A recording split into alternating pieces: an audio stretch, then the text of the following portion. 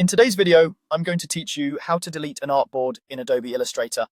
Before we begin, a quick note on what we're doing. An artboard is the canvas you design on, and you can have multiple artboards in a single document. Deleting an artboard removes that canvas, but it does not delete the artwork sitting on it. That's important because your shapes, text, and images will remain exactly where they are on the workspace even after the artboard is gone. Start by opening your document in Illustrator. Make sure everything is loaded and visible so you can see the artboard you want to remove. If you're working with many artboards, it can help to zoom out slightly so you can view them all at once.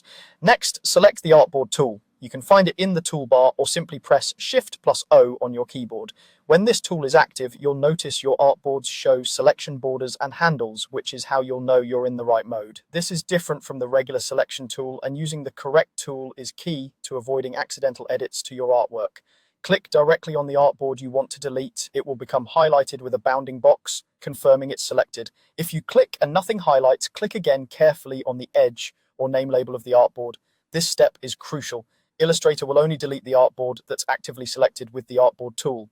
Now press the delete key on your keyboard. Instantly, the selected artboard will be removed from your document. If you prefer using on-screen controls, look at the control panel across the top or the properties panel on the right. When the Artboard tool is active, you'll see a trash icon there. Click it to remove the selected artboard. Either method does the exact same thing, so use whichever feels more comfortable. After deletion, your artwork will remain right where it was.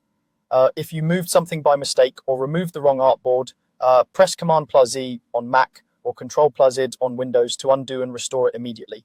A few quick tips before we wrap up. Make sure you've selected the artboard itself and not an object. Pressing delete with the selection tool will remove artwork instead. Also, Illustrator requires at least one artboard in a document, so you can't delete the last remaining one. That's all there is to it. Precise, fast, and